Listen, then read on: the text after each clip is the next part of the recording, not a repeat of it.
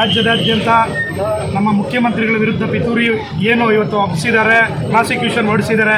ಅದರ ವಿರುದ್ಧವಾಗಿ ಇವತ್ತು ನಮ್ಮ KPCC ಅಧ್ಯಕ್ಷರಾದ DK ಶಿವಕುಮಾರ್ ಅವರ ಆದೇಶದಂತೆ ರಾಜ್ಯದಾದ್ಯಂತ ಎಲ್ಲ ತಾಲೂಕುವಾರು ಜಿಲ್ಲಾವಾರು ಇವತ್ತು ಪ್ರತಿಭಟನೆ ಹಮ್ಮಿಕೊಂಡಿದ್ದೀವಿ.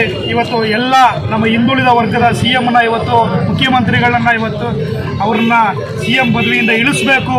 ಇಲ್ಲಿ ರಾಜ್ಯದಲ್ಲಿ ಆಗ್ತಾ ಇರೋವಂಥ ಒಳ್ಳೆಯ ಕೆಲಸಗಳನ್ನ ಈ ಭ್ರಷ್ಟ BJP ಸರ್ಕಾರ ಸಹಿಸೋಕ್ಕಾಗದೆ ಒಂದು ಹಿಂದುಳಿದ ಮುಖ್ಯಮಂತ್ರಿ ಮೇಲೆ ಇಲ್ಲ ಸಲ್ಲದ ಆರೋಪಗಳನ್ನ ಸಲ್ಲಿಸ್ತಿದ್ದಾರೆ.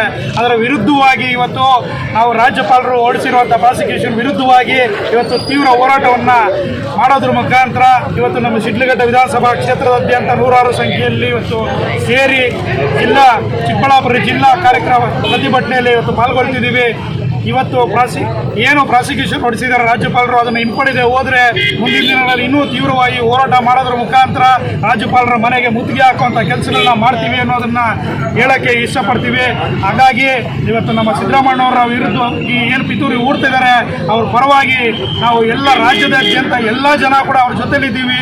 ಅವ್ರನ್ನ ಯಾವುದೇ ಕಾರಣಕ್ಕೂ ಯಾವುದೇ ತೊಂದರೆ ಮಾಡೋಕ್ಕೆ ನಮ್ಮ ರಾಜ್ಯ ಇವತ್ತೇನು ರಾಜ್ಯದಲ್ಲಿ ಇವತ್ತು ಎಲ್ಲ ನಮ್ಮ ಕಾಂಗ್ರೆಸ್ ಮುಖಂಡರುಗಳು ಕಾರ್ಯಕರ್ತರುಗಳೆಲ್ಲ ಒಟ್ಟಾರೆ ಅವ್ರ ಜೊತೆಯಲ್ಲಿ ನಾವು ಅವರ ಬೆನ್ನೆಲುಬಾಗಿ ನಿಲ್ತಿದ್ದೀವಿ ಅನ್ನೋ ಮಾತನ್ನು ಈಗ ಹೇಳಕ್ಕೆ ಇಷ್ಟಪಡ್ತೀವಿ. ಶಿಡ್ಲಘಟ್ಟ ವಿಧಾನಸಭಾ ಕ್ಷೇತ್ರದಾದ್ಯಂತ ಇವತ್ತು ನೂರಾರು ಜನ ಇಲ್ಲಿ ಸೇರಿದ್ದೀವಿ. ಇನ್ನೂ ಹೆಚ್ಚಿನ ಜನ ನಮ್ಮ ಚಿಕ್ಕಬಳ್ಳಾಪುರಕ್ಕೆ ಅಲ್ಲಿಗೆ ಡೈರೆಕ್ಟಾಗಿ ಭಾಗಿಯಾಗ್ತಿದ್ದಾರೆ.